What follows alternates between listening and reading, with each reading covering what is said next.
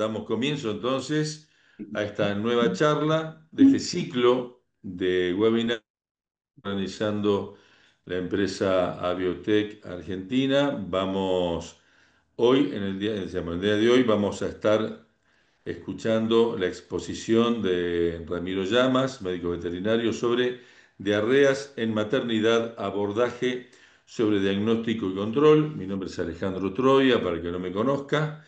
Estoy, reitero, con el usuario de Cristian Sapia, uno de los titulares de la empresa Biotech, junto con Omar Riva y Eitel Pelser-Meschini, que también están ahí en pantalla, ustedes lo ven.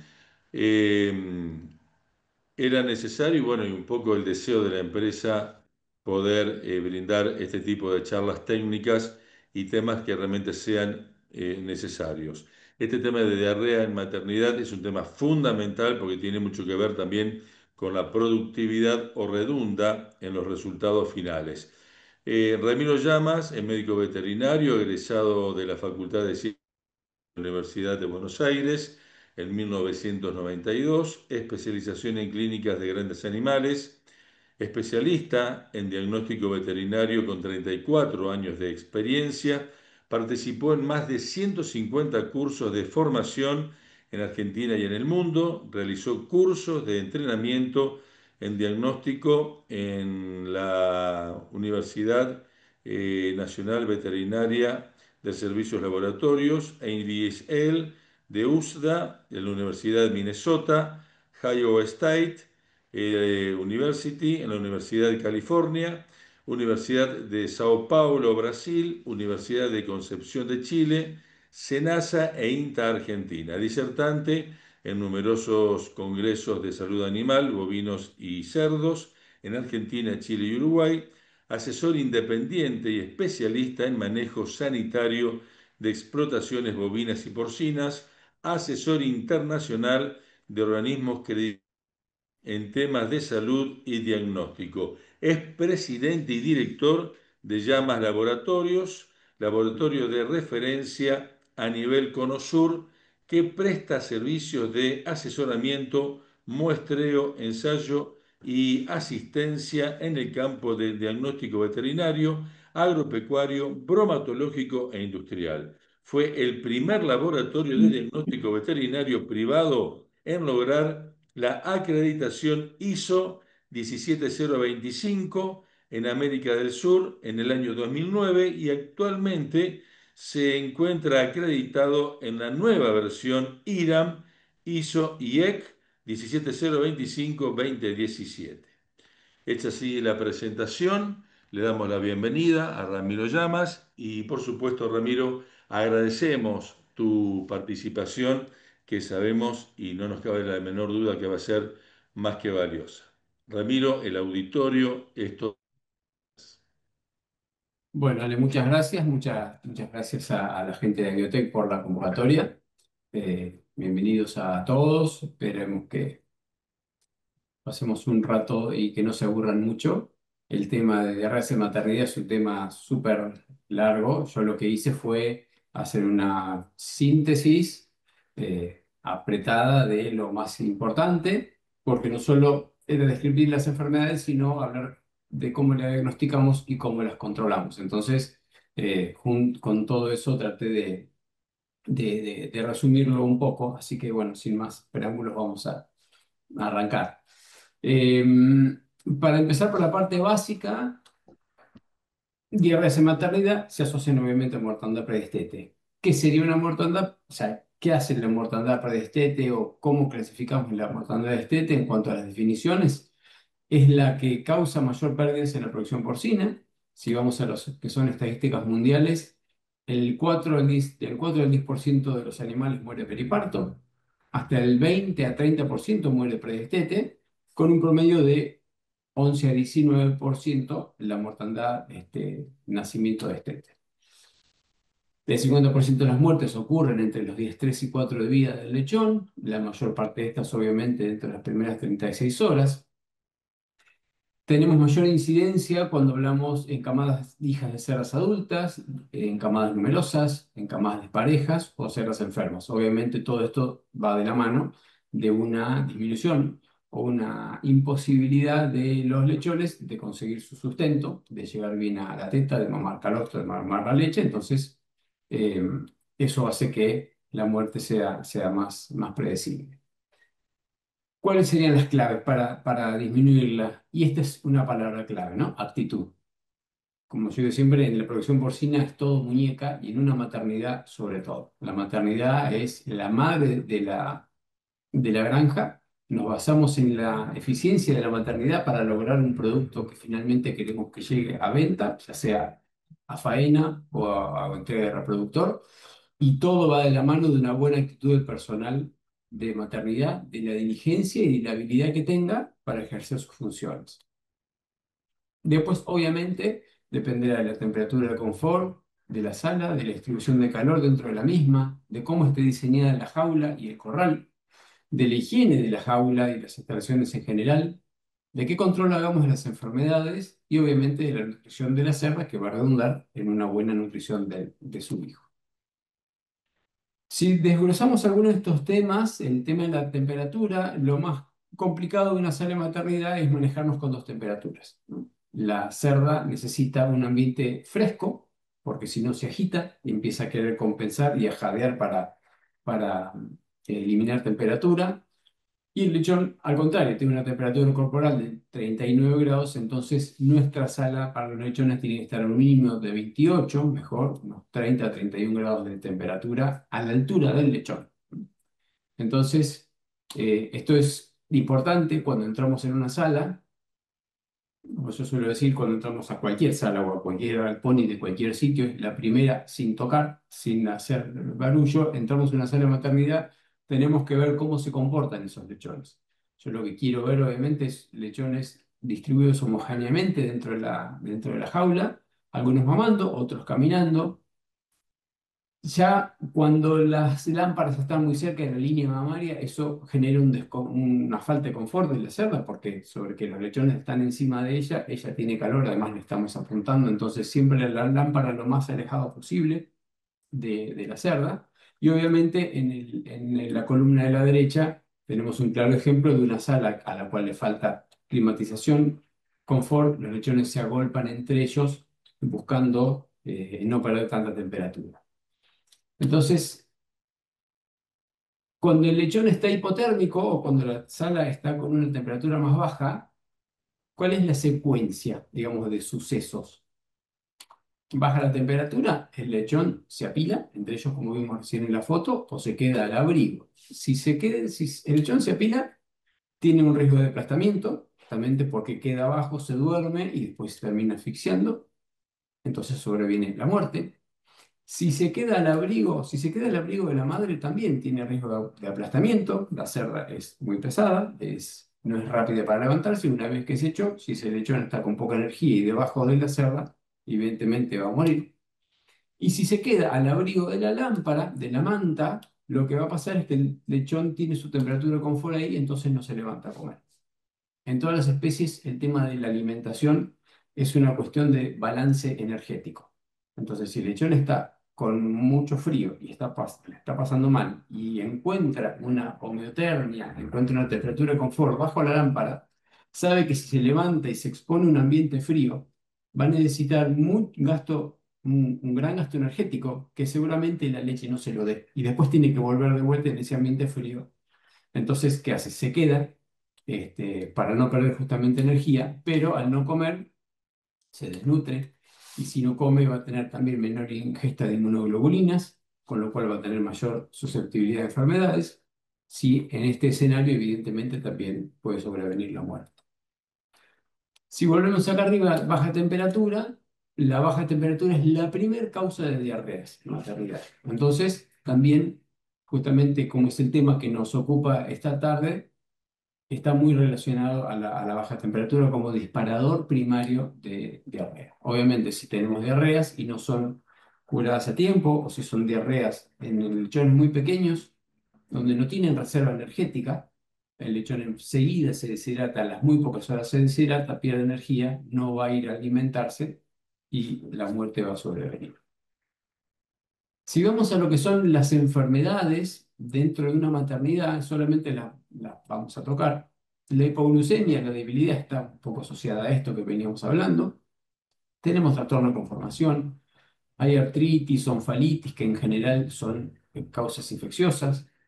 Tenemos anemia, lo notamos por lechones pálidos, ahí bueno, ya tenemos diferentes causas, o pérdida de sangre eh, por el cordón umbilical que no se liga bien o que se lo pisa un compañero, falta de hierro por un mala o no inyección, o también tenemos la anemia por Mycoplasma suis, que es una causa infecciosa. El aplastamiento, algo vimos, la epidemitis exudativa, otro componente infeccioso, y obviamente la diarrea. ¿Cuáles son los factores de riesgo para que un lechón pueda enfermarse? El parity de la madre. Los hijos de cachorras van a tener obviamente más predisposición para enfermarse porque la cachorra tiene menos tiempo de vida en la granja, entonces conoció menos enfermedades, tiene menos inmunidad y por carácter transitivo le va a transmitir menos inmunidad vía calostro al lechón.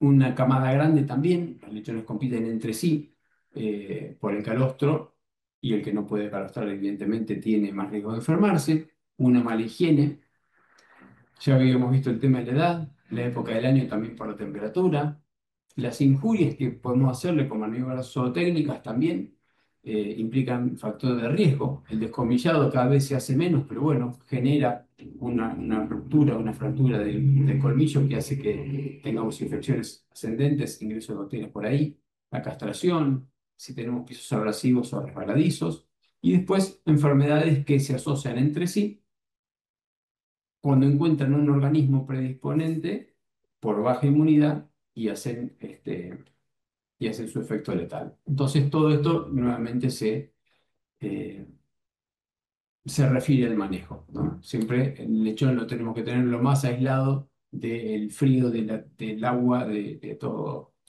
lo que le va a hacer estresar. Hay momentos de presentación de las enfermedades, esto no es matemática, es biología, pero en general, según el momento en que se presenten las enfermedades, podemos sospechar de qué enfermedad se trata. Entonces, animales que se mueren en las primeras 48 horas, lo más seguro que sea aplastamiento. Ya entre el día 2 y el 5 de vida, infecciones por Escherichia coli, Mycoplasma suis, que hablamos hoy de las anemias. De la misma edad y un poquito más arriba también, los Clostridium ya hacen ingreso, o enfermedades septicémicas. Entre el día 5 y el 15 tenemos incidencia de coccidios. Entre el día 10 y 15, problemas de salmonela, que también genera o diarreas o toxemias con mortandades súbitas. Septicemia también al final del ciclo productivo. Y en todo momento podemos tener infecciones de Escherichia coli, Streptococcus suis o también Auschwitz. En todo momento porque, por ejemplo, el Streptococcus suis es habitante normal del tracto genital de la hembra, entonces el lechón ya cuando nace y al pasar por el útero ya se contagia. Por eso, con edades tan tempranas como 3 días, 4 días, ya podemos tener mortandad por esterto porque se está contagiando del día cero.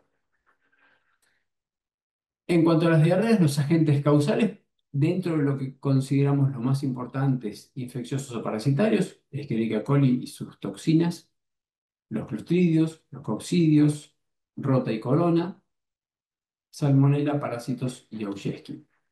Y también lo que podemos ver, así como vimos la edad de presentación, hablando de las enfermedades en general, hablando puntualmente de las diarreas, también podemos evaluarla o sospechar según el momento de presentación y el tipo de diarrea. Entonces, si yo tengo una diarrea entre el día 2 y el 5, que es blanca amarillenta, tenemos bastantes chances que sea una cuestión bacteriana causada por Escherichia coli.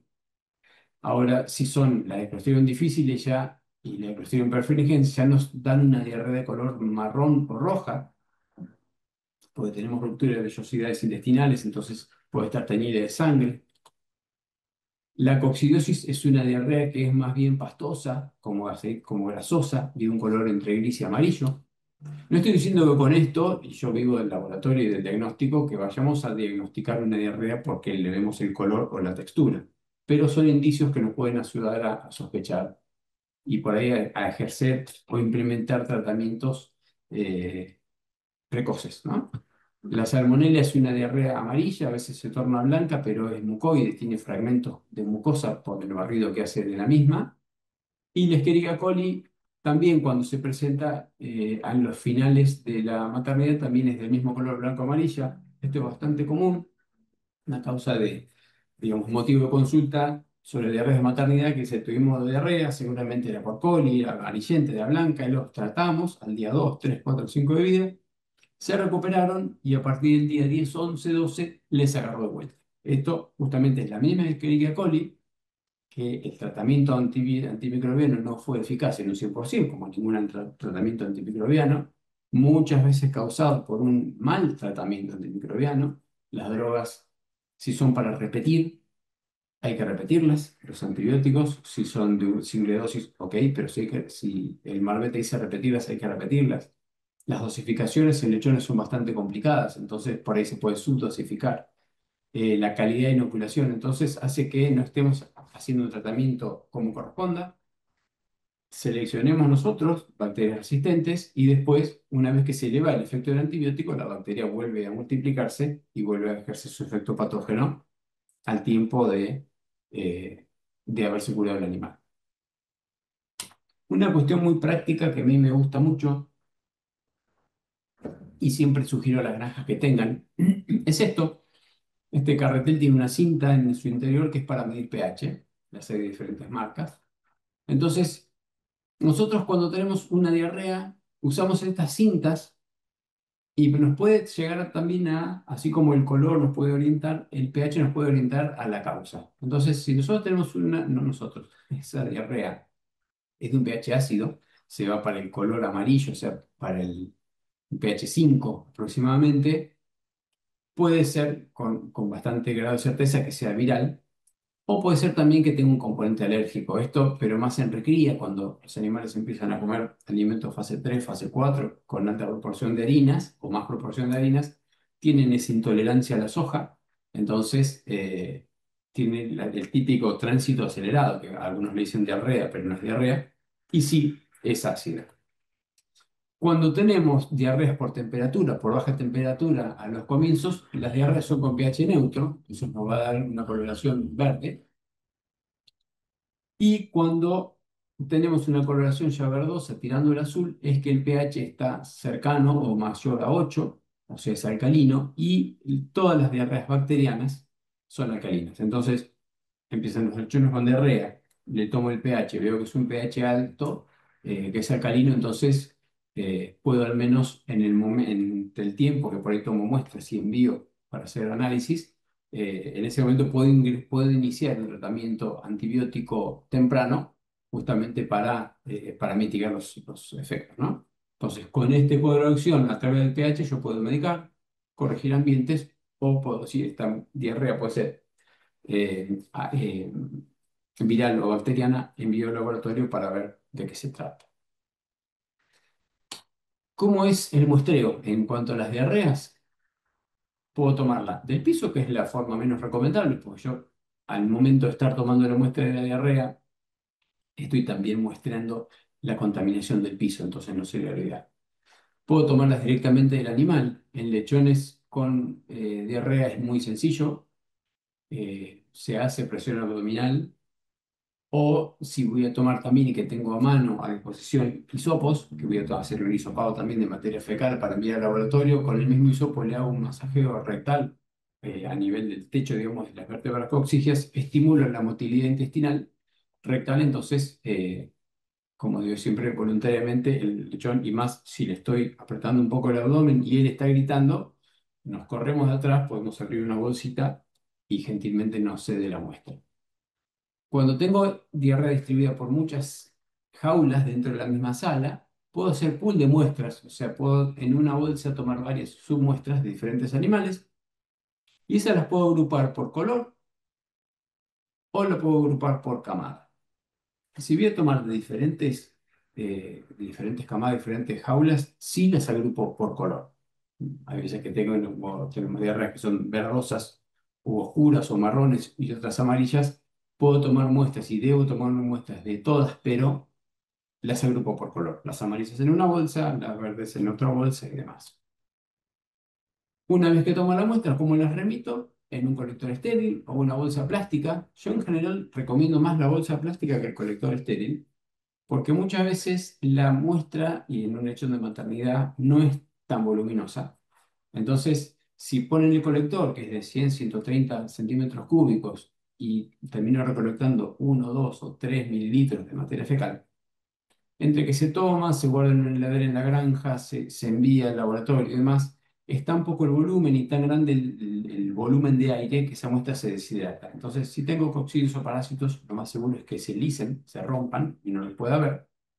Eh, y las bacterias puedo llegar a tener algo de disminución de carga bacteriana. Entonces, si tenemos esas bolsas, yo recomiendo esas bobinitas de bolsa tipo verdulería, las 30 por 40 o menos, están bien. Tomo la muestra, dejo esa muestra bien en el fondo, le quito el aire y le hago el nudo bien por encima de la muestra, entonces ahí la muestra va a conservar su hidratación y va a estar en mucho mejores condiciones. A eso le sumo un hisopado de materia fecal en medio de transporte. Si tengo suficiente volumen o si lo colecté en una jeringa, también puedo enviar la jeringa debidamente trabado el émbolo para que no se descargue en el viaje. Si la idea es tomar hisopado de materia fecal, lo cual está muy bien, sí es muy recomendable acompañarlo de muestra física. Porque nosotros con la muestra física de diarrea lo que hacemos es, sobre todo, tomar el pH, hacer coccidos, hacer parásitos. Y en el hisopado, ahí se hace la marcha bacteriológica. Entonces necesitamos los dos tipos de muestras. El hisopado nos limita para algún tipo de chequeos de análisis.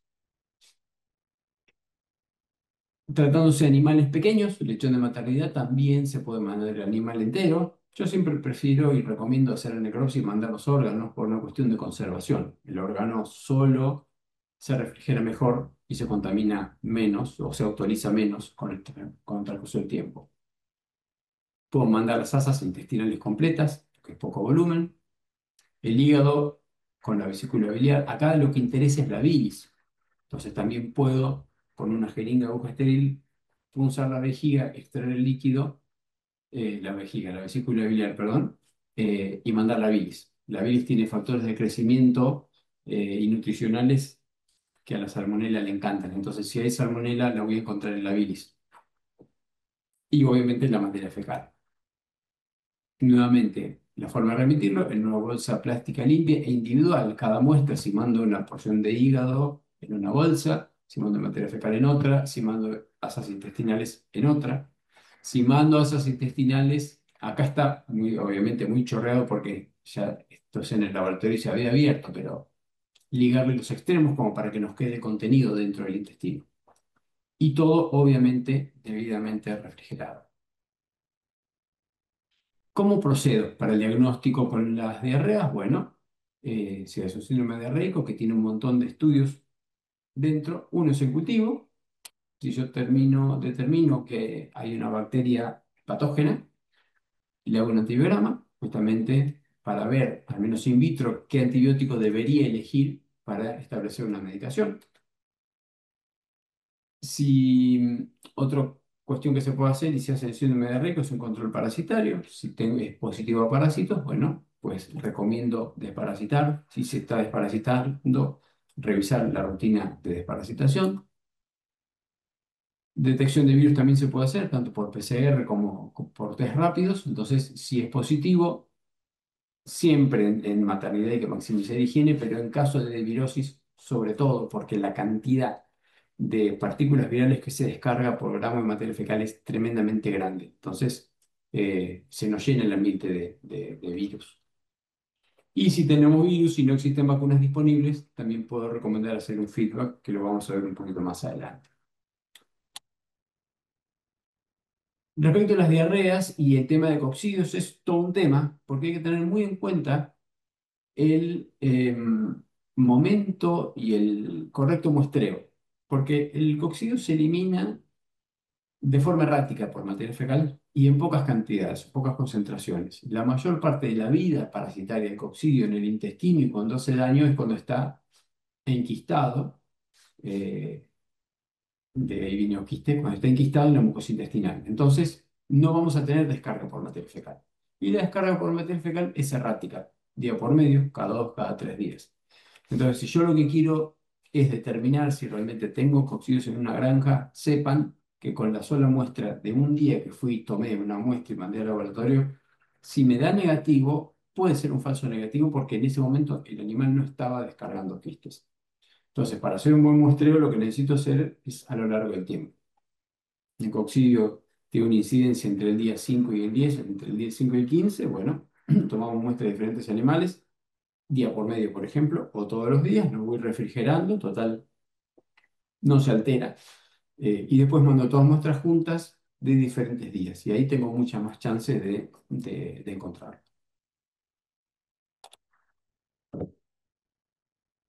Hay diferentes tipos de test que tienen mayor sensibilidad y mayor complejidad. Nosotros hacemos coccidiosis por real-time PCR, obviamente es la de mayor sensibilidad, ya con 4 copias, con 4 coccidios yo estaría diagnosticando un positivo. Tiene la ventaja que detecta fases tempranas, tiene la desventaja que requiere equipamiento especializado y que es caro, y obviamente el uso en el campo es limitado o nulo. Hay una técnica que es por fluorescencia, que también tiene una alta sensibilidad, ya con 10 OPG. OPG quiere decir oquiste por gramo de materia fecal. No detecta también las fases tempranas, también requiere equipamiento especializado, microscopio, luz ultravioleta, además, y uso en el campo también es bajo. Y el más común es el OPG, que es justamente recuento de oquistas por gramo de materia fecal, pero tiene una sensibilidad moderada. Necesito más de 300 oquistes por gramo de materia fecal para tener un positivo. No me detecta fases tempranas. No requiere equipamiento muy especializado, microscopio, luz UV, y se puede usar en el campo. Entonces, esas son todas las ventajas. Pero, obviamente, si yo voy a utilizar la técnica de OPG, también es lo que vale lo que decía recién. Sé y debo saber que tengo que hacer varios muestreos y muestreos secuenciales para poder encontrarlos. Resumiendo, la acción que tenemos que hacer en cuanto a muestreo de materia fecal, ante diarreas, materia fecal, muestra de intestinos ligados o todas las asas intestinales, el hisopado y la bilis. Se solicita un síndrome diarreico en porcinos que incluye técnicas convencionales, cultivo, flotación, eh, test rápidos y también real-time PCR, que es muy importante para detectar las toxinas de Escherichia coli, para detectar las toxinas, por ejemplo, de Clostridium difficile, y para detectar también coccidios cuando lo tenemos en baja concentración. Vamos a ver cómo hacemos para controlar estas diarreas. Tenemos, al menos en esta charla, vamos a concentrarnos en 4 puntos que son álgidos y clave. Uno, la higiene y la desinfección.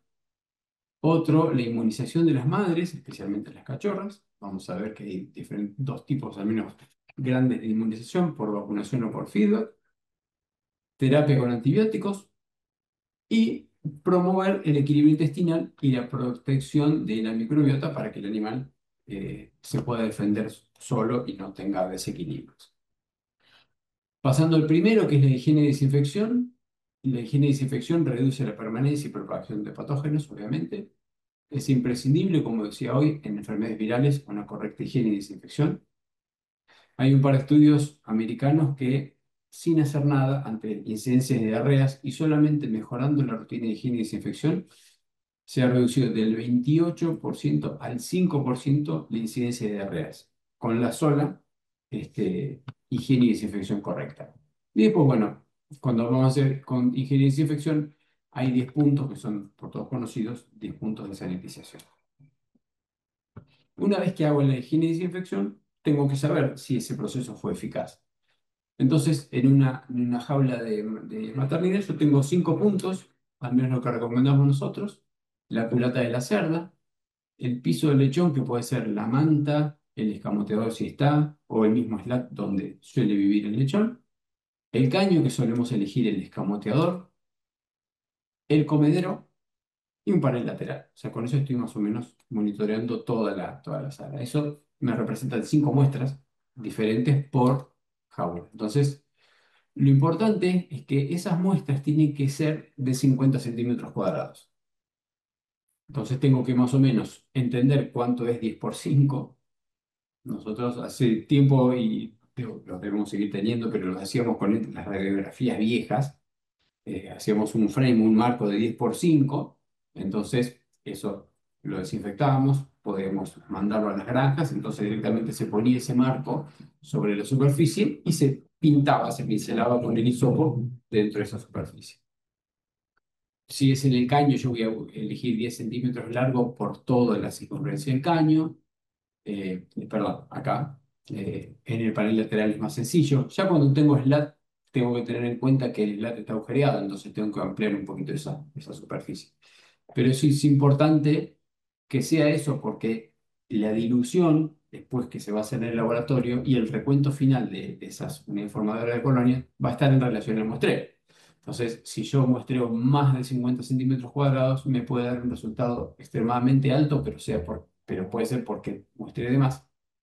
O a la inversa, digamos, si muestreo menos, me puede dar un resultado favorable y es porque no tomé la suficiente cantidad de muestra.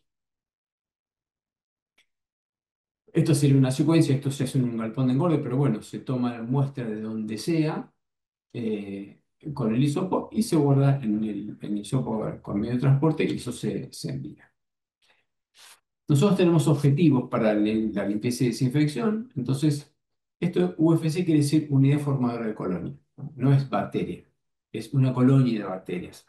Entonces, si como cuando los niños se van a la colonia de vacaciones y hay un montón de niños, o en una unidad formadora de colonias, es un puntito blanco, pero que hay millones de bacterias por centímetro cuadrado. Entonces, post-destete, cuando yo saco los animales sin hacer nada a la sala, espero tener 50 millones de unidades formadoras de colonia por centímetro cuadrado. Después de un lavado con agua, esa cantidad se tendría que reducir a la mitad. Si luego hago un lavado con agua, si es agua caliente, mucho mejor, y con detergente y dejo el espumado y que la espuma trabaje y después se enjuaga, esa cantidad de 50 millones bajaría a 10.000. Y si después de ese proceso hacemos la desinfección, mi objetivo luego de la desinfección es tener 1000 UFC, unidad forma de colonia, por centímetro cuadrado. O sea que por más que yo haga todo recontra bien, siempre me va a quedar algo de bacterias, porque obviamente no es un ambiente estéril. Entonces, tengo que tener en cuenta eso. Siempre alguna bacteria va a quedar, por eso los esfuerzos tienen que ser los mayores. Así sería una secuencia de los muestreos. Digamos, esto es una placa de Petri con el agar PCA para el recuento de bacterias. Así sería la placa apenas la pongo, o sea, el agar, la gelatina solamente. Esto que se llena de puntitos blancos son las unidades formadoras de colonia. Esto es cuando yo saco a los animales. Luego del lavado, fíjense cómo ya se ralea bastante la población bacteriana. Y luego de la desinfección no debería tener casi ninguna. En este caso tengo una, hay otra por ahí. O sea, siempre tengo algo. Pero esta sería una secuencia lógica de cómo debería ir reduciendo la carga bacteriana. ¿Cuáles son los errores más frecuentes encontrarse en la limpieza? Básicamente, y sobre todo el comedero, porque se limpia el comedero y después la tolva queda con algo de alimento, ese alimento cae. La tolva en general está sucia, tanto el caño de descarga como la tolva de arriba suelen ponerse negras y ese negro es colonias de hongos y de bacterias. El comedero que queda con agua, póngale la firma que queda muy mal desinfectado y muy contaminado. Y acá tenemos un ejemplo práctico, ¿no? De los diferentes sitios de muestreo y los resultados. Es llamativo, pero es una constante. La culata de la cerda siempre da bien. Y el comedero en general, y la mayoría de las veces, da mal. Por dos cosas. Uno, por lo que decía, el comedero en general queda con agua. En algunas granjas les hacen un pequeño agujero como para que se vacíe. En otras granjas lo vacían.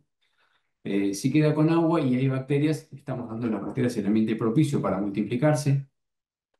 Y si yo después desinfecto una película muy delgada de desinfectante sobre 5, 10, 15 litros de agua que me quedan en el comedero, obviamente el desinfectante se va a diluir y no va a ejercer su efecto.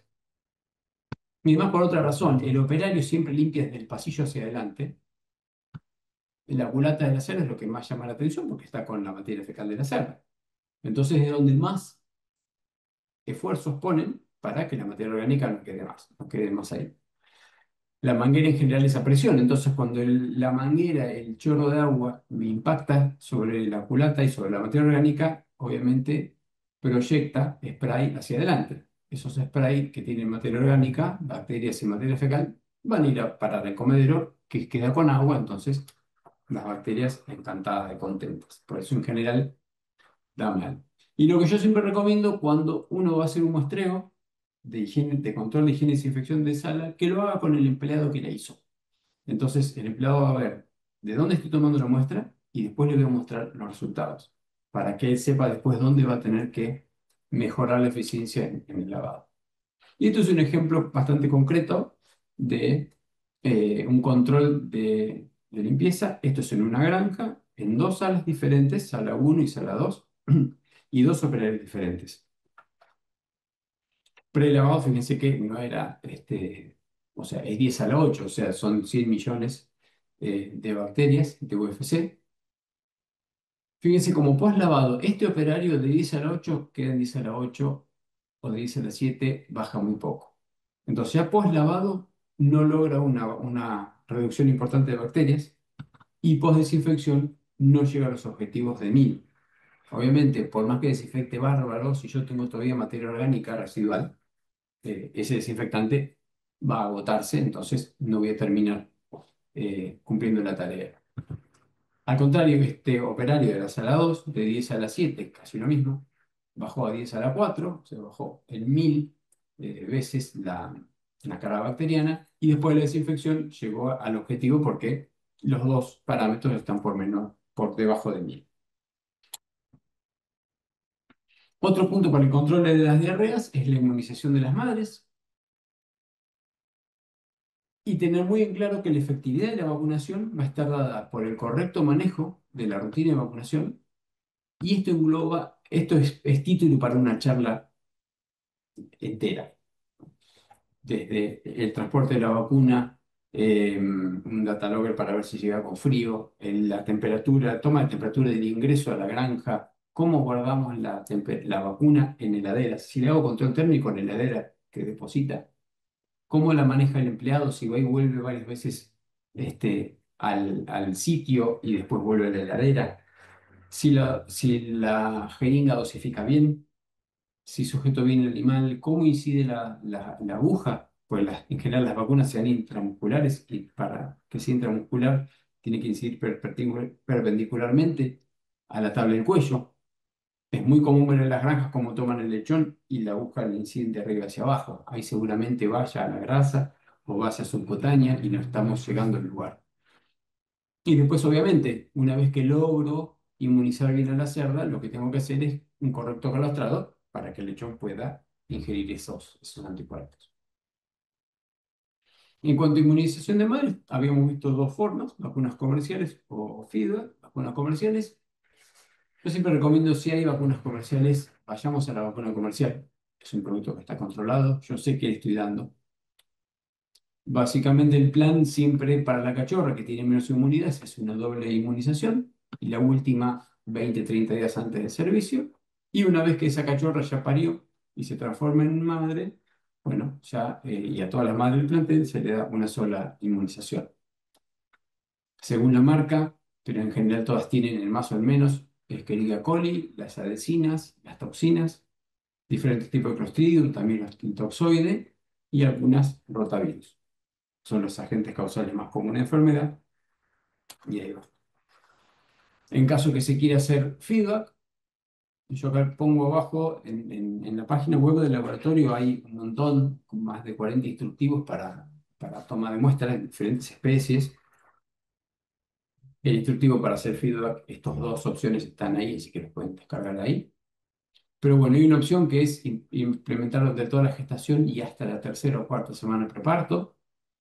Como ingredientes, materia fecal de lechones, intestinos, se lo deja overnight en leche tibia o en agua al menos, y se lo puede dejar bajo una lámpara caliente, cosa que tengamos una multiplicación bacteriana.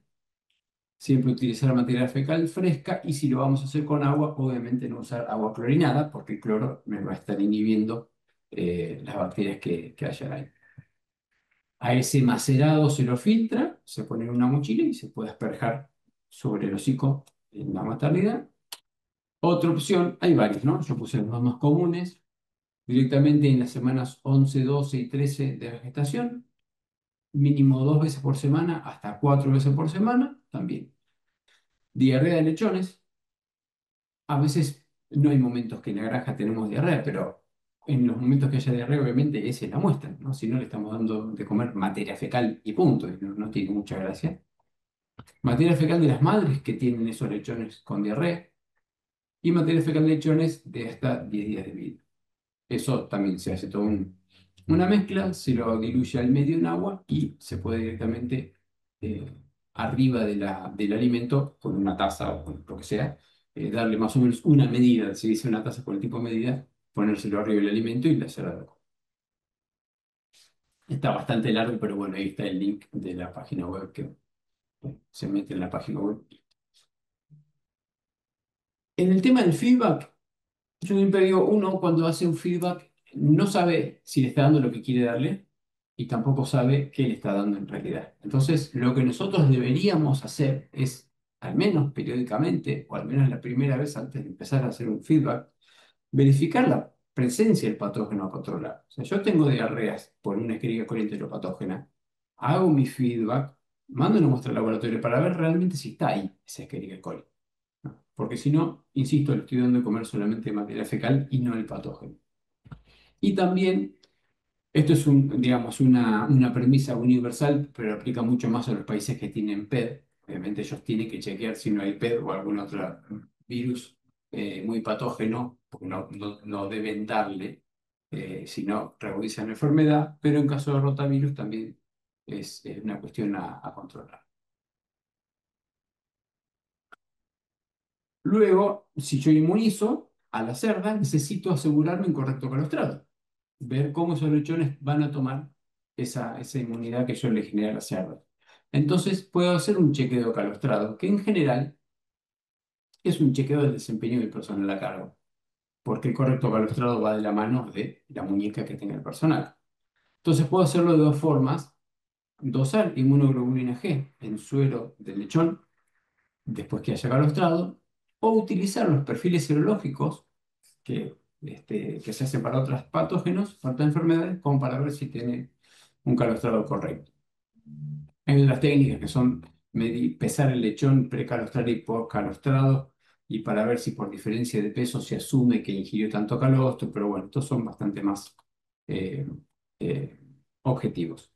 El lechón, el calostro en IgG se mide de una cierta forma, según el día que tome, la muestra de suero de sangre de ese lechón es un valor esperado de inmunoglobulina G.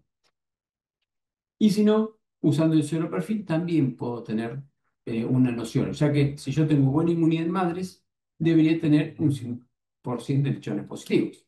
Entonces, este es un suero perfil para APP, nada que ver con una diarrea, pero acá que yo que estoy viendo, que todas mis madres, 1, 3 y mayor a 5 partos, o sea, lo que está por encima de la línea roja son animales positivos. Tengo todas las madres positivas y con alta inmunidad, y fíjense cómo tengo toda mi categoría de lechones de destete, de 21 días, todos positivos y con altos títulos. Esto quiere decir que es 100% transferencia calostral. Entonces, tengo muy buena transferencia calostral. ¿Cómo sé que son calostrales? Para el caso de APP, porque no puedo tener anticuerpos a esta edad por inmunidad, digamos, infección activa, y porque además ya a los 50 días me empiezan a disminuir y a los 80 días desaparecen. Las inmunoglobulinas son proteínas, tienen una vida media determinada, entonces es lógico que vayan decreciendo con la edad. Entonces, este es un muy buen escenario y otra forma de darme cuenta si tengo buen calostrado. Y por último, tengo que chequear justamente la importancia de la salud intestinal de esos lechones lactantes. O tengo que asegurarme, no, chequear, tengo que asegurarme. ¿Por qué? Porque el intestino es clave para la absorción de nutrientes, para el desarrollo inmunológico y es clave para proteger al animal para los patógenos por una barrera. Entonces, en maternidad tengo lechones que son vulnerables porque tienen inmadurez inmunológica. Su sistema inmunológico es apto, pues ya a partir de que el lechón está en el útero, en el último tercio de la gestación, ya es inmunocompetente, pero tampoco tiene tanta competencia. Y además porque los cambios ambientales me van a influir en ese estatus inmunitario. Y si yo tengo una disbiosis intestinal, lo veremos ahora, o sea, un desbalance en el equilibrio de las bacterias intestinales, puedo tener diarreas, el animal crece menos y tener mayor mortalidad. Y la acidez intestinal obviamente impacta directamente en el rendimiento post-destete. Una cosa es, si tengo salud intestinal, voy a tener un lechón mucho más fortalecido, fuerte y más pesado. Una cosa es destetar un lechón de 21 días, de 20 días con 6 kilos y pico. Otra cosa es destetarlo con 5. La sobrevida en la recría y su desempeño futuro va a ser totalmente diferente. Esto no es para hacer una disquisición sobre los efectos ni algo fisiológico, pero el lechón en la maternidad ya tiene cambios en su flora, en su conformación intestinal, tiene el sistema inmune más inmaduro. Si yo le sumo que el destete me genera un gran estrés, yo voy a tener alteración en la mucosa, cambios morfológicos, y voy a tener cambios en la microbiota. Entonces, todo eso va a ser, justamente va a ir en detrimento de la microbiota. La microbiota es fundamental porque la colonización inicial está influenciada por la madre, por lo cual el calostro también funciona y todos los nutrientes que le da la leche materna, el ambiente también y la alimentación obviamente. El calostro y la leche me aportan inmunoglobulinas, el manejo higiénico también me va a influir muchísimo en esto. Y contrariamente, el uso de antibióticos, o mejor dicho, el mal uso de antibióticos, me puede alterar esta microbiota y favorecer una resistencia antimicrobiana. La integridad de la microbiota y la flora intestinal, y bueno, un poco la empresa que nos convoca se especializa en eso, en cómo mantener una buena flora intestinal, está dada por un montón o sea, un montón de factores influyen, desde la genética, el manejo, el ambiente, el metabolismo y los antibióticos en este caso. Puntualmente, hacer una breve reseña del tema de los antibióticos y cómo pueden afectar el uso de antibióticos a esta microbiota. Guarda con el tema del uso de antibióticos, no es que haya que prohibirlos. Hay mucha tendencia justamente a combatir la resistencia antimicrobiana y está buenísimo. De hecho, yo participo en la comisión científica de laboratorios por el tema de RAM. El antibiótico no es mala palabra, el antibiótico hay que usarlo en el momento que corresponde, el menor tiempo posible y con la mayor justificación técnica. Y ahí el antibiótico salva vidas. Si el antibiótico se usa de una forma indiscriminada, sin prescripción, sin conocer un antibiograma y dado por dar, y como decía hoy, hasta a veces mal utilizándolo, bueno, es un arma letal y de doble filo. ¿Por qué? Porque reducen la diversidad microbiana, porque el antibiótico nosotros lo usamos para disminuir patógenos, pero también nos disminuye la flora benéfica, entonces me produce esa disbiosis.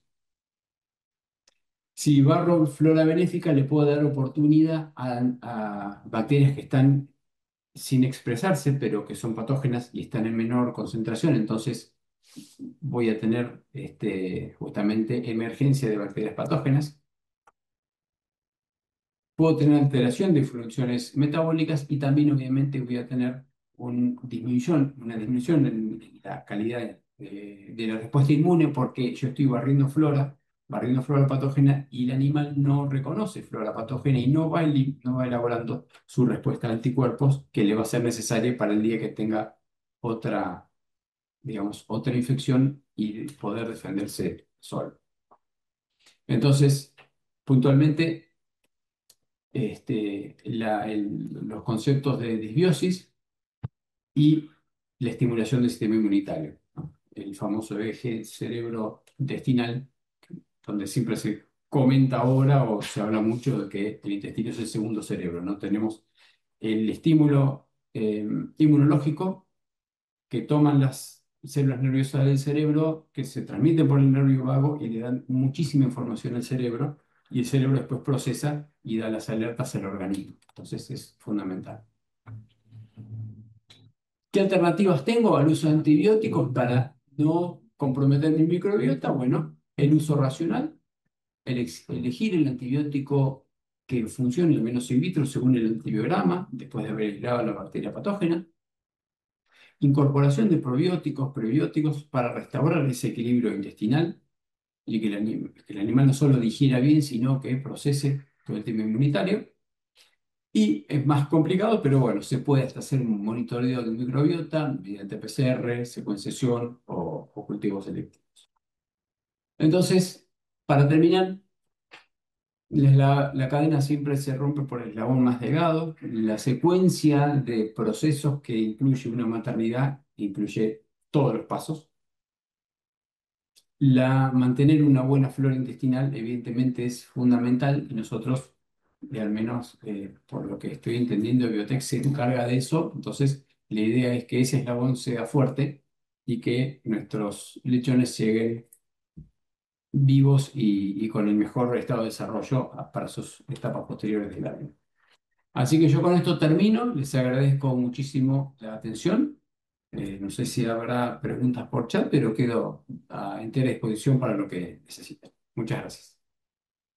Buenísimo, Ramiro. Muchísimas gracias por tu exposición, aparte más que clara. Ya tenemos preguntas. Aquellos que deseen hacerle alguna consulta, alguna pregunta a Ramiro, pueden hacerlo vía chat. Bueno, Sergio Ferrero dice, Ramiro, excelente presentación. Consulta, ¿chequearon 24 horas o más posteriores a desinfectar? Sucede con el número de UFC, entiendo que se vuelve a incrementar a qué nivel pre. Repetime lo último porque justo pasó un auto y no escuché. Sí. Dice, bueno, Los 24 a 48 horas, ok, y después.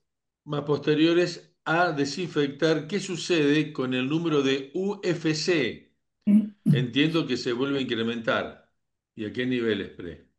Claro, sí, se vuelve a incrementar. Yo siempre digo que el recuento que tenemos que hacer o sea, el control de higiene y desinfección debería hacerse en el momento previo al ingreso de los animales a la sala, como para tener bien fidedigno de qué momento, o sea, cuando entra la cerda, cómo está esa sala.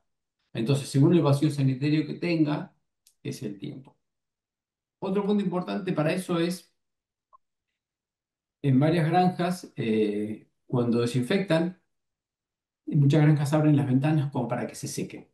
Bueno, eso es un grave error, ¿no? Porque esa apertura de ventanas lo que hace es que me entren bacterias de afuera con el viento y además partículas de polvo y demás. Entonces, una sala recién desinfectada versus una sala, lo que no tengo, obviamente, es la evolución de las UFC. Si levanta justamente por una cuestión de contaminación del ambiente. Si la sala queda húmeda, cerrada y se seca, 24 a 48 horas posteriores no levanta tanto la concentración bacteriana. Si queda abierta, sí levanta.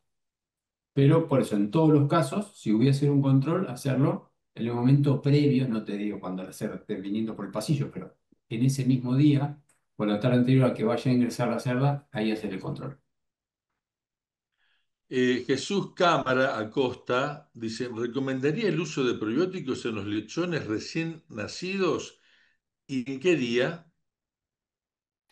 Bueno, yo ahí tengo acá a la gente de Biotech que le voy a ceder la palabra porque son palabras Bien. más autorizadas en eso. Así que Sí, Entonces, si esperamos quieren. entonces, dejamos esta pregunta No, si quieren tomar la posta, la respondemos. No sé, me voy la ahí. tengo respondemos varias. rápidamente. Dale, dale. Listo. Bueno, Ramiro, un millón de gracias. Espectacular la charla. Aprovecho estos segunditos. Y bueno, también agradecer a todos los que participaron. Sí, muy agradecido por nuestra parte y de parte del objetivo de este webinario. En rigor, y yendo a la pregunta concreta para darle paso, sí, cuanto antes uno logre colonizar el intestino del animal con bacterias benéficas, mejor. Por lo tanto, sí, cuanto antes mejor. Nosotros tenemos experiencia en administrar probióticos a lechones recién nacidos al pie de la madre, en el mismo momento en donde se da el coccidiostato, se le da un pulso de probióticos, entonces ya el animal viene, digamos, se empieza a preparar y empieza a generar su flora de forma adecuada. Y un paso previo, si me permitís, y ya con esto los dejo, es darle el probiótico a las madres. ¿Por qué? Porque saturamos el intestino de la madre de las bacterias benéficas y nosotros sabemos que la materia fecal es 70% bacterias. Entonces, al momento del parto, el lechón ya entra en contacto con una buena cantidad de bacterias benéficas. Entonces, ahí ya tenemos un plus. Le metemos probióticos al lechón recién nacido y después, digamos, en las distintas etapas de crecimiento, se le sigue administrando. Pero en rigor, sí, cuanto antes, mejor. Gracias, Perfecto. Eite. Andrew Corona dice, ¿recomienda el uso de antibióticos al momento del destete del lechón en forma profiláctica? Bueno, qué pregunta. En general, no. O sea, como por principios, no, ¿no? Porque estamos hablando medio que de lo mismo. El lechón estamos eh, tratando de que pase sin tratamiento antibiótico en maternidad justamente para que tenga flora y esa flora lo va a ayudar a adaptarse mejor al cambio de ambiente, al estrés del destete y al nuevo alimento. Pero estratégicamente, para algunos patógenos, obviamente que sí se recomienda, ¿no? Si yo estoy con problemas en micoplasma y transmisión de micoplasma y quiero limpiar, por decirlo así, lechones para que pasen a la retirida, y sí, le puedo hacer una tulartromicina. O sea, para casos en particular, sí, pero en general, si se puede prescindir del antibiótico, mucho mejor. Y no tengan miedo Perfecto. en sacar perdón, Ale, no tengan miedo en sacar el antibiótico en maternidad. Eh, no es que no pase nada, pero el lechón se defiende mucho mejor. No digo no tratar al animal que lo necesita, pero eso hace, bueno, años, 10 15 años, o sea, había empresas de venta de medicamentos que recomendaban al parto, a la castración y al destete, o a los tantos días, o sea, fórmulas con diferentes mililitros y en algunas granjas y se hizo común, y después se daba el día 4 en la castración, y entonces ya después se dejó de castrar porque daban inmunocastración y bueno, y lo daban igual, y si dejas de darlo, en general no pasa nada. Entonces, el antibiótico hay que darlo al animal que lo necesita, no darlo por defecto a todos porque le estamos afectando mucho más de lo que lo ayudamos. Saludamos a Cintia Faletti, dice súper claro como siempre, muchas gracias. Gracias, Cintia. Luis Felipe dice, ¿por qué se da las diarreas en cerdas mayores? ¿Qué pérdida tiene mayor causística? ¿Por qué se da las diarreas en cerdas mayores? ¿Qué paridad tiene mayor causística? Casuística, claro. Sí, las paredes que tienen más casuística son las cachorras y las cerdas mayores, porque son las que tienen más flojo el sistema inmunitario. Entonces, hay también una premisa que no es correcta.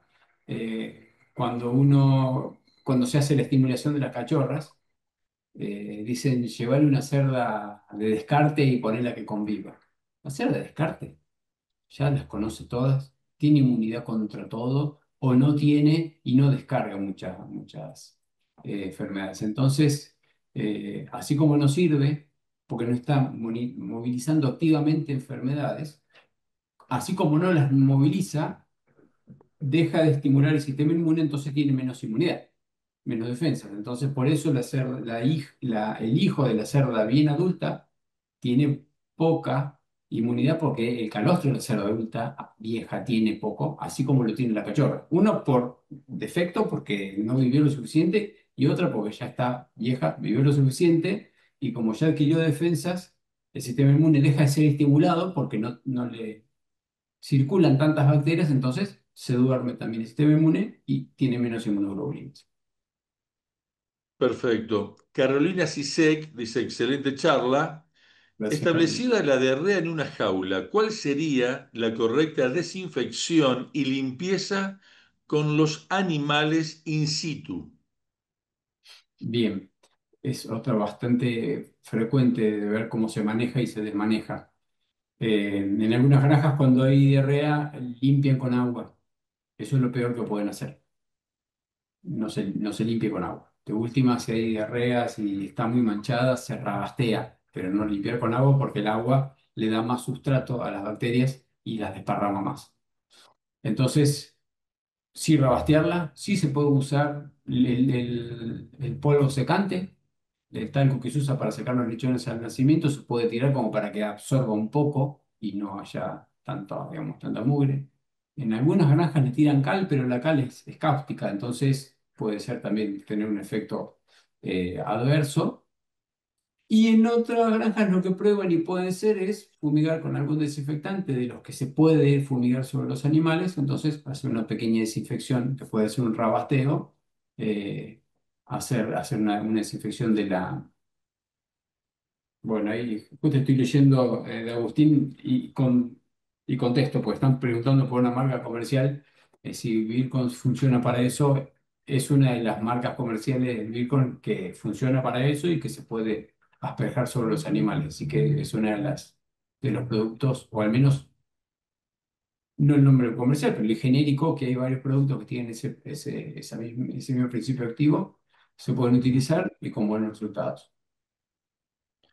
Excelente curso, de mayor importancia, muchísimas gracias, dice Juvetsi Tobar, que no sé de dónde nos escriben, Gracias. de dónde nos escriben, ¿eh? Sería realmente muy interesante también saberlo y desde ya que más que agradecido. Desde Venezuela, Ve- mira. Bueno, Desde bienvenido. Venezuela. Tenemos mucha gente que nos está escribiendo desde Venezuela, desde México, bueno, en Argentina de todas partes, Santiago del Estero, Catamarca, de México, Perú. Tenemos Desde Paraguay, mira. súper interesante desde Paraguay, dice Luz Giselle Rotela Riveros. No sé si, bueno, Omar, mientras tanto, a lo mejor por ahí alguien, Carolina, desde Tucumán. Es Tucumán, mira, mi Eh, sobrina hijada de Tucumán. Bien. Ujú. Creo que Carolina Sisek estuvo en el Congreso del NOA, ¿eh? Joaquín dice, buenas noches, excelente charla, muy claro, Ramiro, como siempre. ¿Recomiendan tratamientos preventivos en camadas de rejuntes, de flacos o camadas de chiquitos? ¿Recomiendan agregar productos contra la diarrea al alimento peleteado? En general, ahí tenemos, es larguísima esa pregunta. En general, no se recomendaría hacer un tratamiento metafiláctico, ¿no? Como decía, lo ideal es el tratamiento del animal que lo necesite. Si en una camada de animales Esas puertas de desmejorados, digamos, si llega a algún se animal presenta diarrea, sí, ahí se recomienda medicar a todos. O sea, yo en general pongo una regla de tres para abajo, de tres para arriba, ¿no? En una camada normal, hasta tres animales, trata individualmente. Si ya tenés de tres para arriba, animales con diarrea, trata toda la camada. Hasta hay otra forma que es, si tenés mucha diarrea en una camada, medica toda la camada y las dos vecinas, porque por debajo de los paneles se puede llegar a contagiar.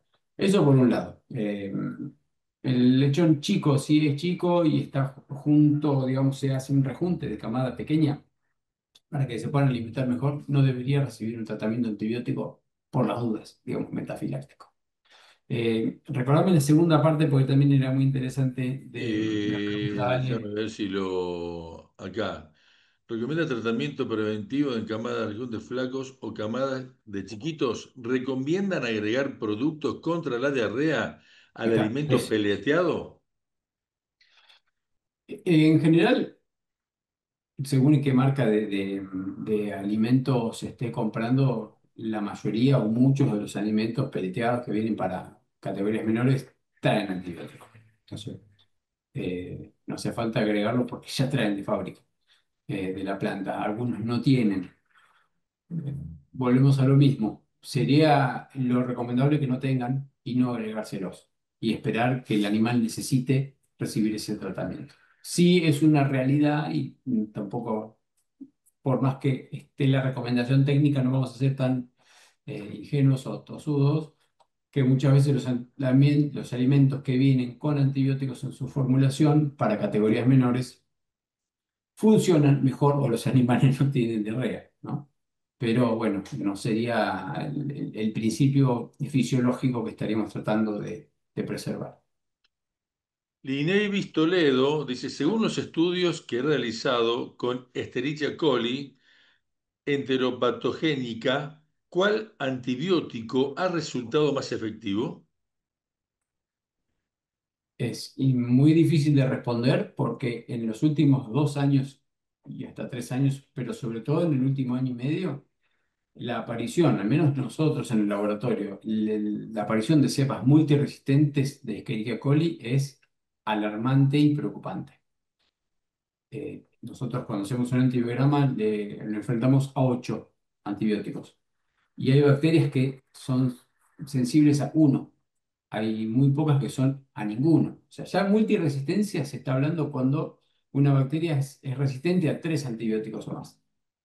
Acá estamos hablando que son resistentes a 5 o 6 antibióticos. Y no te podría decir uno en particular porque cambia de granja a granja. Cambia un montón.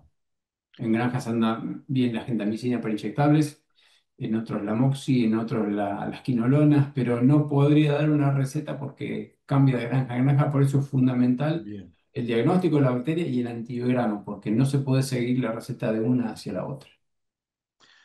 Bien, saludamos a Marcelo Acerbo también, dice muy claro y didáctico la forma de encarar el diagnóstico presuntivo, felicitaciones. Gracias, Después, Marcelo. bueno, Shubetsi Tobar dice, ¿qué sugerencias se podría dar para lechones con peso de menores a 600 gramos por la alta prolificidad de la hembra?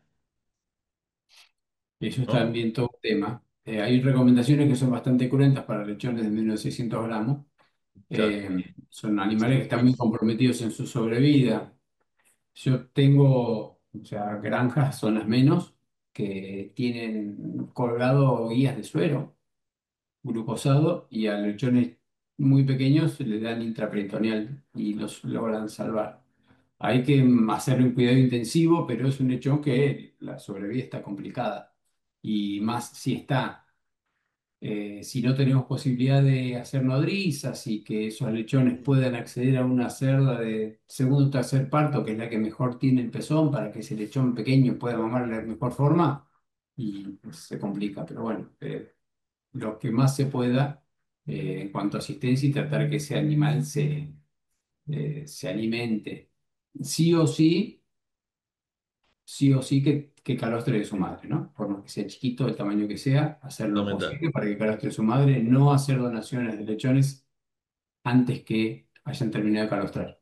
El calostro tiene inmunoglobulinas, pero también esas inmunoglobulinas y demás, hay muchos factores celulares y tisulares que son específicos y que van a ser mucho mejor aprovechadas y absorbidas las inmunoglobulinas si son de la madre propia que si Ujú. no son de una tercera. Si bien se hace una cuestión de manejo, Rami, creo que también ya el calostrado ya tiene que ser manual, ¿no? Porque son tan pequeños que la competencia por ahí no le permite prenderse a la teta, ¿no? Seguro, obviamente turnos de calostrado y ayudarlos y estar ahí muy presentes, ¿no? Volvemos a lo mismo, el tema del manejo exquisito Bien. que tiene que tener el personal de maternidad. Agustín dice, la resistencia a Escherichia coli a los antibióticos es por el uso indiscriminado de los mismos. Y muy probablemente, o Bien. sea, toda bacteria, me siento inseguro hablando de esto con la gente de biotech que son expertos en bacterias, pero toda bacteria, como todo ser vivo, echa mano al mecanismo de resistencia para sobrevivir, ¿no? Entonces, todo ser vivo, en este caso las bacterias, intrínsecamente tienen mecanismos de resistencia, por más que yo no le dé, porque se ha encontrado resistencia a antibióticos en bacterias en plásmidos sacada de, no sé, de dinosaurios, no me acuerdo de hace cuántos años, se han recuperado bacterias y tienen plásmidos de resistencia antibacteriana y en ese momento no se usaban los antimicrobianos. Entonces, la bacteria naturalmente tiene mecanismo de resistencia. El hombre artificialmente se los potencia, justamente por lo que, y es súper oportuna la pregunta, por lo que decía hace un rato, o sea, le damos mal la dosis, le damos un antibiótico que quizás no funcione para esa bacteria, se lo damos en el momento que no corresponde, o si necesita ese animal que repitamos ese antibiótico, no se lo repetimos porque me dio trabajo o porque no tengo ganas. Entonces sí, la mano del hombre ha aumentado un montón la resistencia antimicrobiana. Sí. No solamente la mano del hombre y la mano del hombre en cuanto a que inyecte un antimicrobiano, ¿eh? Eh, a través de los alimentos, nosotros mismos eliminamos plásmidos que generan, o sea, resistentes y que van a colonizar una bacteria que está en el ambiente y que después el animal la va a ingerir. No, no tenemos que echarle toda la culpa al operario o al veterinario que tiene la jeringa en la mano. Hay cientos de mecanismos de resistencia, pero lo que nosotros manejamos al menos, que es un correcto uso del antimicrobiano, tenemos que ser muy prolijos. Eh, mm, ¿Es recomendable en presencia de diarrea en lechones administrar un suplemento lácteo o es preferible suspender dicho suplemento? Sí, los fase cero o los doble cero andan muy bien. Cuando tenemos Bien. lechones, no solo con diarrea, sino con bajo peso, un poco respondiendo a la pregunta de hoy de los 600 gramos, esos suplementos funcionan bien. Lo que sí hay que tener muy en cuenta que sean de consumo rápido, obviamente, porque son un caldo de cultivo bárbaro.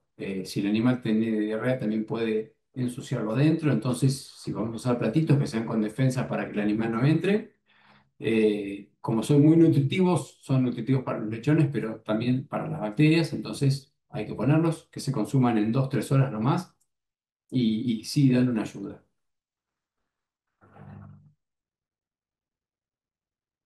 Estamos.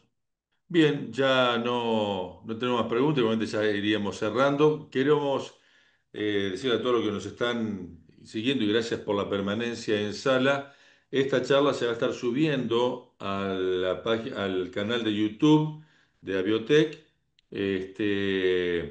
Bueno, tenemos un par de anuncios más. El 5 de noviembre vamos a tener a Javier Sarradel hablando sobre Augeski y el 18 de noviembre a Jorge Brunori, última charla del año. Ah, y el 3 de diciembre una mesa redonda entre todos los disertantes del año. El 18 del 11 vamos a tener a Jorge Brunori hablando sobre actualidad y en diciembre el cierre de año con todos los disertantes de este año. No sé si Omar o Eitel quieren decir algo antes de cerrar.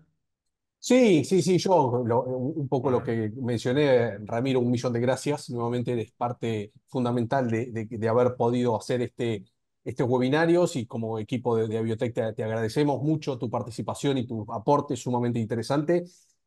A mí me quedan un montón de preguntas, así que después de último en privado te las hago. ¿Cómo no? ¿Cómo no? Y obviamente también un agradecimiento a todos los que están acá en la sala, que no se fue ninguno, así que eso No, la verdad es que un buen una permanencia indicativo, importante. una permanencia Eh, importante. Y bueno, y los esperamos en los siguientes webinarios. Andrus Corona dice, excelente doctor, gracias por su atención. Saludos desde Inversiones Porcinas en Venezuela. Gracias, Andrew. Saludos también y gracias Bien. por participar. Omar, Bien. ¿quieres agregar algo? Eh, en principio, muy buena presentación, muy clara, muy clara. Así que muchísimas gracias, Ramiro, por tu exposición. Obviamente también el agradecimiento a todos los asistentes. Y un solo comentario sobre el tema de las resistencias. Ramiro nos dijo que también nosotros somos los que aportamos a la transferencia génica, básicamente, de resistencias y el mismo problema que tenemos en las granjas por el mal uso o la dosificación no terapéutica de antibióticos sucede con nosotros, con las personas. Cuando estornudamos y la venta de antibióticos es libre y tomamos 2 o 3 antibióticos porque sí, eso genera favorecer a las bacterias que tienen o que portan resistencia. Les damos vía libre para su multiplicidad, para que se reproduzcan, y eso pasa al ambiente. Y cuando pasa al ambiente existe lo que tenemos definido desde hace muchos años como algo que es principio transformante, es decir, ya la molécula de ADN que porta resistencia, puede ser plasmídica, puede ser integral cromosómica, lo que se fragmenta, atraviesa, o se puede transmitir de una bacteria a otra y de esa manera de un comensal puede pasar la resistencia a un potencial patógeno. Y eso en definitiva es la problemática y es un círculo que nosotros vamos alimentando de manera constante. Es decir, muy correcto lo tuyo, Ramiro, excelente. Y bueno, esta temática que acabamos de mencionar la hablamos en uno de los webinarios hace un par de meses y también quedó muy claro la necesidad de una regulación un poquitito más estricta con respecto al uso. Muchas gracias. Muy amable. Yo te Sí, agradezco, Omar, perdón, ¿no? Y gracias por hacer el comentario, porque sí me quedé sí, corto, es tal sí, cual, sí, me faltó decir eso. Y yo siempre lo ejemplifico de la siguiente forma. Nosotros por ahí le decimos a un personal de granja que vos tenés que medicar durante 3 días para una diarrea, y no, le hice el primer día y cortó y no le di más. claro, Entonces nos vamos diciéndole de todo, pero por ahí nosotros vamos al médico y nos receta un antibiótico una semana sí, y lo tomamos y a los 3 días estamos bien y dejamos o Claro. nos digo diarrea o estamos bien y dejamos el antibiótico que sea y es la misma forma lo que vos es estás lo diciendo. mismo, Entonces, que también exactamente. sea un mensaje para los que están viendo, que lo transmitan a sus familiares, que nosotros no nos tomemos ese rol como generadores de resistencia antimicrobiana Ujú. en nuestro mismo cuerpo, ¿no? En nuestro propio cuerpo. Exactamente, tal cual. Muchas gracias, Ramiro. Muy Bien, amable. para terminar, Shubetsi dice, muchísimas gracias, que sigamos creciendo en el mundo de la porcicultura. Gracias por compartir sus conocimientos. Bien, reiteramos entonces el 5 de noviembre a Javier Sarradel hablando sobre Aushesky, el 18 de noviembre Jorge Brunori sobre actualidad del sector y el 3 de diciembre el panel con todos los profesionales para cerrar el año de este ciclo de webinar del 2025 y ya vamos a estar anunciando en el 2026 que va a haber. Quiero agradecerle, bueno, Ramiro, muchísimas gracias. Como siempre, un gusto, un placer, un privilegio poder escucharte. ¿Eh? La verdad que, como siempre, haciendo docencia en cada exposición tuya. ¿Eh? Muchísimas gracias. Gracias, Ale. Bueno, nuevamente gracias a la gente de Biblioteca, ha sido un gusto. Muchas gracias a todos que se han quedado y Ale también por tu convocatoria y contactos. Un placer. Así que Un tengan todos abrazo. buenas tardes. Y bueno, y de mi parte agradecer a Omar, a Eitel y a Cristian por convocarme para poder moderar estas charlas, estos webinars, que para mí es un privilegio poder escuchar a estos profesionales que tanto nos alimentan en conocimiento y tanto hacen por el sector porcino. ¿Eh? Nos reencontramos en el próximo webinar, ¿les parece bien? El 5 de noviembre, 19:30 horas. Acá ¿Está bien? estaremos. Perfecto, estaremos ahí. Gracias, Chao. Alejandro, gracias a Un gran todos. Gracias. saludo a Hasta todos. Un luego. Gracias, Ramiro. placer. Gracias, Adiós, Ale. buenas Gracias, Hasta noches a la todos. próxima. gracias, Ale.